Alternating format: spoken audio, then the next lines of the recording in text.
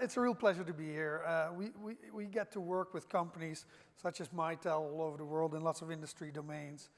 And it's amazing to be able to work with also technology visionaries such as you on future experiences and to think what we can do near term, farther out for customers to enable all sorts of new scenarios. And today I want to talk a little bit about the history of our company and what customer experience started to mean for us from 50 years ago when the company was founded to what we do today, and what customer experience really is also for you, what it can mean for you and what you can contribute.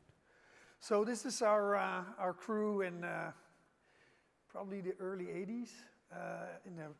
They're standing there in front of the village called Altensteig in the Schwarzwald in Germany. Heartwood Esslinger is the founder of the company. It was very much about physical products. You can see them right there.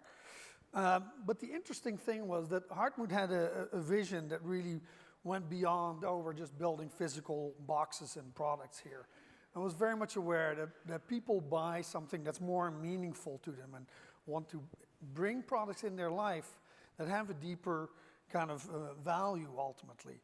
And the picture you see here, so one of their claims to fame, and what really got them out of the Schwarzwald into the international stage was their work for both Sony and Apple, so the work on the Macintosh.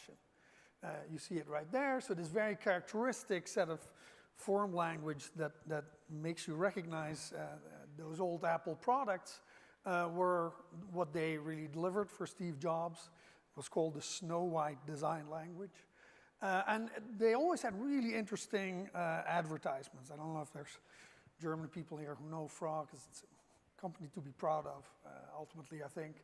And they always had kind of edgy photography. And what you see here, this seems normal now, but at the time, computer advertisements looked totally different, right? They were very much like about megahertzes and that kind of stuff. And you saw square boxes. Here's a woman using a computer, and she's having fun. She's actually smiling. And so there's an element of emotion here, and that's always been super important for us. So this whole idea of like form follows function, that's fine, but like Heartwood was always like, there's more at stake here. You can do much more than that. He kind of despised this whole like old Bauhaus adagio of functionality kind of dictating form. So form follows emotion is where that all started. Then we had the Apple era.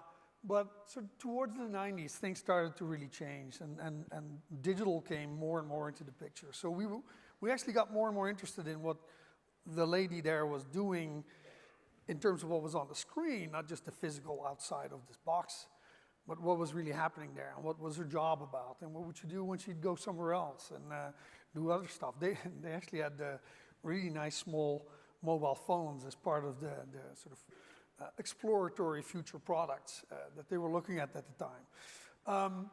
And then, so as we get more to today, we see that design really plays a role in helping organizations innovate, change their own organizations, think about what their customers are doing in the broadest sense, and really expand that both towards the future, but also think much more broadly about customer experience. And I'll show some examples of that. So what do we mean with customer experience? All the interactions and touch points that really come together that form an impression, form like both an image of what you can do, the value people see, the brand, what it really means to people. So those are key aspects of what we're talking about. We're not just talking about, oh yeah, that's the front end of a solution, right? Or the application on your phone. There's a very deep and broad way to think about what customer experience ultimately is. And there's real value here, right? So if you look at this fact, like plus 200%, over the past years, design-led companies have outperformed the S&P 500 by more than 2%. That's crazy. That is real, like statistically significant, broad impact that caring about your customer experience can bring.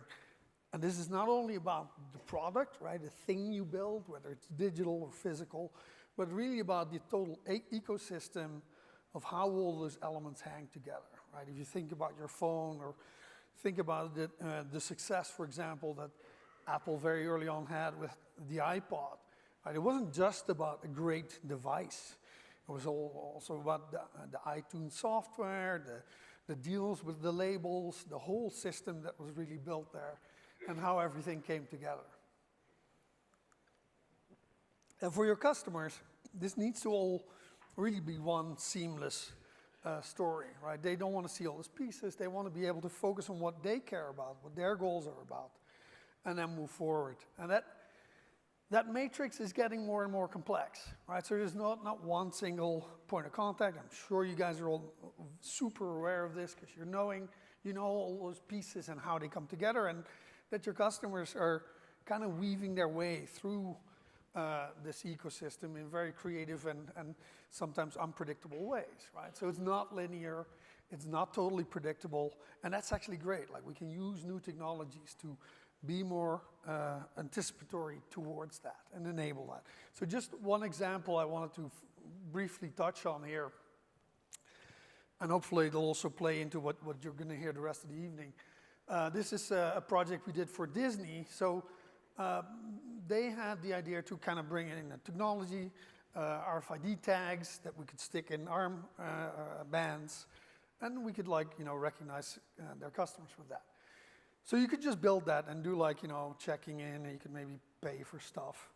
But instead of that, Disney really said, we want to use this as the trigger to totally rethink how our experience really works for people and what it means. And so if you look at this end-to-end experience here, arriving at the park is right up there, right? And that's kind of where they used to start thinking that that's where the whole experience started. But in fact, you could go way back and really care about people's memories and how they formed a trigger to go there. And so that led to this whole system that we could build around a ticketing system and an ID technology, access points in the park, digital solutions, web solutions. But there's also a ton we could do on the back end, right? So Disney is all about magic. You got to hide the technology.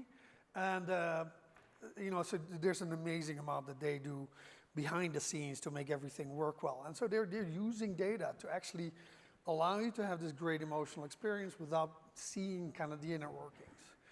Another great emotional moment is that, unveiling to your kids that we're going to go to Disney way beforehand.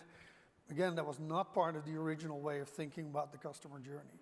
So we could package these, we could customize them, it becomes this little ritual. These things are meaningful to customers. And it paid off, right? Like, you see a change in park attendance because things weren't going so well before this. Now, what's important about when you want to do these kind of things, I think you'll hear more about this later on as well, because you do need somebody who really drives these efforts, right? They are multi-year, deep, far-reaching efforts that everybody has to contribute to, so it's not super easy to do. But the model of Steve Jobs, don't try it, right? You don't typically have somebody like that on board.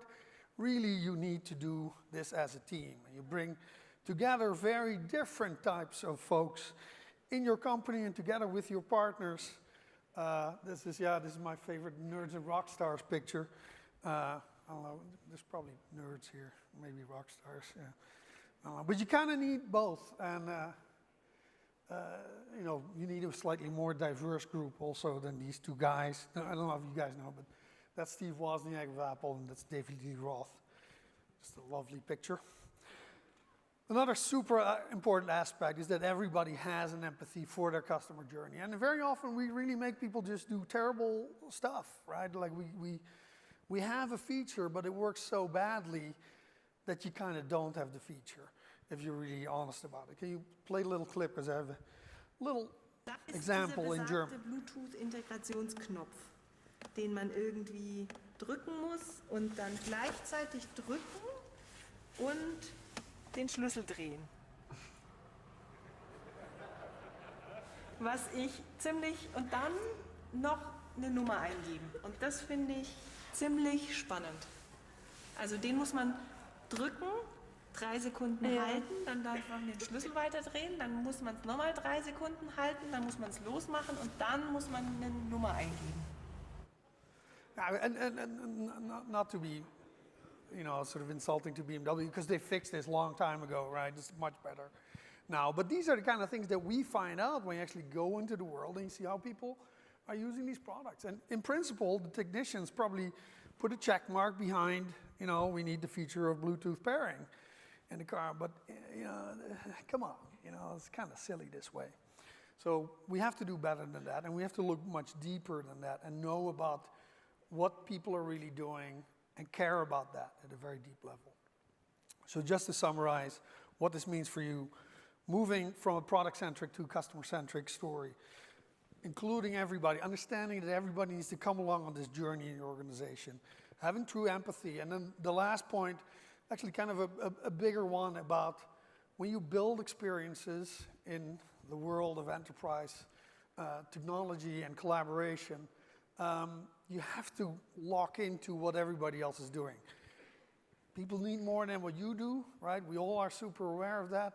And the more you have open APIs and ways to kind of leverage the solutions and capabilities that other companies are offering, the better ultimately the experience for your customers is going to be. Thank you.